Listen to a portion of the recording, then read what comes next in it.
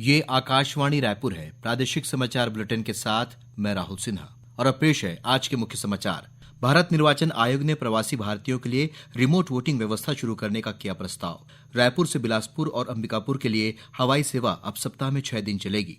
Share trading के नाम पर रायगढ़ में 1 करोड़ 12 लाख रुपए की ठगी, पश्चिम बंगाल से 3 आरोपी गिरफ्तार। और रायपुर में आयोजित 24वीं राष्ट्रीय वनवासी क्रीड़ा प्रतियोगिता का आज हुआ समापन। अब समाचार विस्तार से।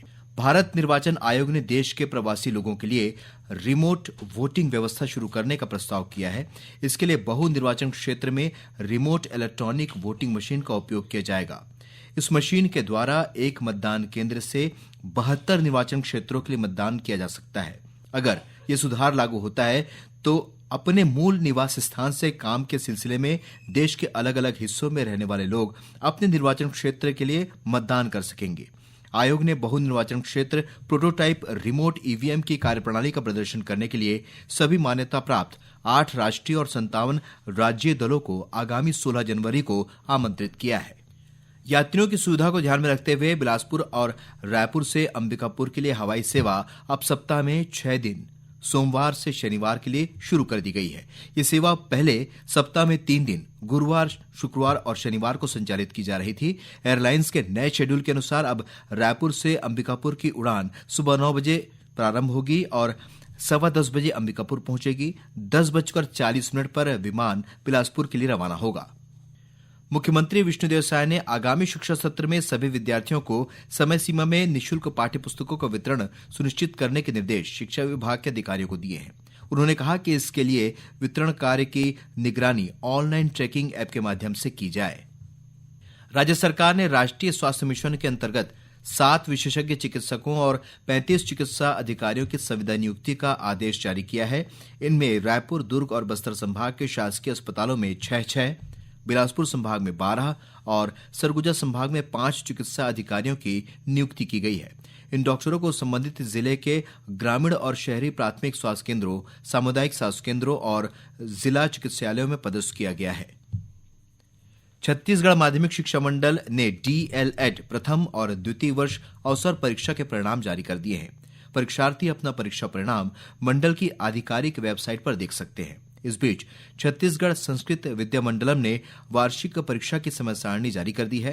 पूर्व मध्यमा और उत्तर मध्यमा की मुख्य परीक्षा 1 मार्च से शुरू होकर 26 मार्च तक चलेगी। वहीं 11वीं और 12वीं कक्षा की परीक्षाएं 1 मार्च से तथा 9वीं और 10वीं की परीक्षाएं 3 मार्च से शुरू होगी। ये परीक्षाएं सुबह 9 बजे से दोपहर 12:15 बजे तक आयोजित की जाएंगी। प्रायोगिक परीक्षा अवकाश के दिनों में भी ली जाएंगी। वहीं शीघ्र लेखन और मुद्र लेखन कंप्यूटर कौशल परीक्षा परिषद ने स्थगित परीक्षाओं के लिए नई समय सारणी जारी कर दी है। ये परीक्षाएं 5 जनवरी को आयोजित की जाएंगी। इन परीक्षाओं के लिए रायपुर, नवा रायपुर, दुर्ग, भिलाई और बिलासपुर में केंद्र बनाए गए हैं। परीक्षा के लिए प्रवेश पत्र जारी कर दिए गए हैं, जिसे परीक्षार्थी परिषद की आधिकारिक वेबसाइट से डाउनलोड कर सकते हैं। राज्यपाल रमेश डेका और मुख्यमंत्री विष्णुदेव साय ने प्रदेशवासियों को नववर्ष की शुभकामनाएं देते हुए सुख समृद्धि की कामना की है। राज्यपाल ने कहा है कि नया साल एक नई संभावना, नए दृष्टिकोण और नए उत्साह के साथ आ रहा है। हमें साथ मिलकर एक सशक्त और समृद्ध प्रदेश के निर्माण की दिशा में कदम बढ़ाकर देश की प्रगति में योगदान देना है। वहीं उप मुख्यमंत्री अरुण साव ने वर्ष 2024 को राज्य के लिए उपलब्धिपूर्ण बताया है। 2024 की मैं बात करूं तो न केवल देश के लिए, हमारे राज्य के लिए उपलब्धियों भरा रहा। छत्तीसगढ़ में मोदी की गारंटी को पूरा करने वाला वर्ष रहा है। छत्तीसगढ़ के आम लोगों के जीवन में परिवर्तन लाने का काम ये हुआ है। चाहे वो 3100 रुपये क्विंटल में धान खरीदी हो, 2 साल का पुराना बोनस देने का मामला हो, 70 लाख माताओं और बहनों को महतारी बंधन की राशि देने का मामला हो, तेंदुपत्ता का पारिश्रमिक बढ़ाने का मामला हो, मोदी की एक एक गारंटी हमने पूरी की है। प्रादेशिक समाचार आप आकाशवाणी रायपुर से सुन रहे हैं और अब आगे बढ़ते हैं बाकी के समाचारों की ओर। राजधानी रायपुर में आयोजित 24वीं राष्ट्रीय वनवासी क्रीड़ा प्रतियोगिता का आज समापन हो गया है। अंतिम दिन खेले गए फुटबॉल के फाइनल मुकाबले में संथाल परगना ने केरल को टाई ब्रेकर में 1 के मुकाबले 4 गोल से हराकर खिताब पर कब्जा जमाया। केरल की टीम उपविजेता रही और झारखंड की टीम ने तीसरा स्थान प्राप्त किया। वहीं तीरंदाजी प्रतियोगिता में बालक वर्ग में पूर्वी उत्तर प्रदेश और बालिका वर्ग में कर्नाटक का दबदबा रहा। तीरंदाजी की जूनियर बालक वर्ग प्रतिस्पर्धा में राजस्थान के हिमेश बरांडा ने स्वर्ण पदक जीता। वहीं जूनियर बालिका वर्ग में ओडिशा की मंजुलता ने स्वर्ण पदक पर कब्जा जमाया। राष्ट्रीय वनवासी क्रीड़ा प्रतियोगिता में देश के 29 राज्यों के साथ ही नेपाल के लगभग 600 जनजातीय बालक बालिकाओं ने हिस्सा लिया। समापन समारोह में वनवासी कल्याण आश्रम के राष्ट्रीय अध्यक्ष सत्येंद्र सिंह मुख्य अतिथि के रूप में शामिल हुए और विजेता टीम को पुरस्कृत किया।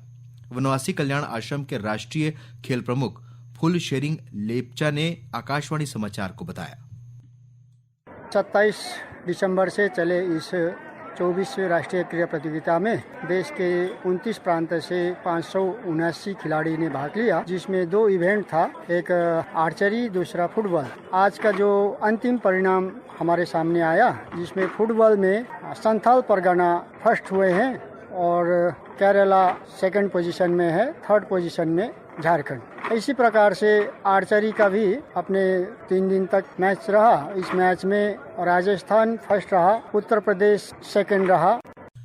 राज्य स्तरीय छत्तीसगढ़िया ओलंपिक खेलों का आयोजन 8 से 10 जनवरी तक रायपुर में किया जाएगा। इन खेलों की प्रतिस्पर्धाएं रायपुर के बलवीर सिंह जुनेजर इंडोर स्टेडियम, आउटडोर स्टेडियम और सप्रेशाला मैदान में होगी। इसमें प्रदेश भर से लगभग 2000 प्रतिभागी शामिल होंगे। वहीं राजधानी रायपुर के साइंस कॉलेज मैदान में 12 से 14 जनवरी तक युवा महोत्सव का आयोजन किया जाएगा। युवा महोत्सव में प्रदेश के लगभग 2500 कलाकार और प्रतिभागी भाग लेंगे। शेयर ट्रेडिंग के नाम पर रायगढ़ के तमनार में 1 करोड़ 12 लाख रुपए की ठगी का मामला सामने आया है। पुलिस के अनुसार सावित्री नगर कॉलोनी में रहने वाले गोपाल कृष्ण शर्मा के मोबाइल पर अज्ञात व्हाट्सएप नंबर से शेयर मार्केट में ऊंचे रिटर्न प्राप्त करने का मैसेज आया। फिर उसी नंबर से एक लिंक भेजा गया। इस लिंक को डाउनलोड करने के बाद विभिन्न खातों में रुपए ट्रांसफर कराए गए।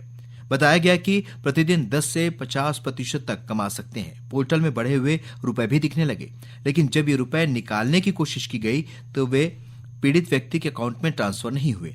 इसके बाद इस मामले की शिकायत पुलिस में की गई। शिकायत मिलने के बाद बिलासपुर रेंज के पुलिस महानिरीक्षक संजीव शुक्ला के निर्देश पर रायगढ़ के पुलिस अधीक्षक दिव्यांग पटेल ने ऑनलाइन फ्रॉड सेल के गठन का निर्देश दिया। टीम ने कार्रवाई करते हुए पश्चिम बंगाल से 3 आरोपियों को गिरफ्तार किया। उनके पास से भारतीय स्टेट बैंक के 35 खाते, 3 ATM, 1 credit card, 7 mobile, 1 laptop और 18 लाख रुपए के चेक की छायाप्रति बरामद की गई है। रायपुर जिले के धरसीवा इलाके में बीती रात हुई सड़क दुर्घटना में एक ही परिवार के 2 बच्चों की मौत हो गई, वहीं 13 अन्य घायल हो गए हैं। मिली जानकारी के अनुसार धमतरी निवासी एक परिवार अमरकंटक से वापस लौट रहा था। इसी दौरान उनका वाहन खराब हो गया और सभी लोग हाईवे के किनारे बैठे हुए थे। तभी सिलतरा ओवरब्रिज के पास तेज रफ्तार ट्रक ने इन लोगों को अपनी चपेट में ले लिया। पुलिस ने ट्रक को जब्त कर चालक को गिरफ्तार कर लिया है। वहीं बालोद जिले के गुरूर थाना क्षेत्र में स्कूली बच्चों को लेकर जा रही एक वैन आज अनियंत्रित होकर पलट गई। इस हादसे में एक बच्चे की मौत हो गई, जबकि 4 अन्य घायल हो गए हैं। इनमें से एक की हालत गंभीर बनी हुई है। जानकारी के अनुसार निपानी गांव के आत्मानंद स्कूल के 12 बच्चे वैन में सवार होकर स्कूल जा रहे थे, तभी सोहपुर गांव के पास वैन अनियंत्रित होकर पलट गई।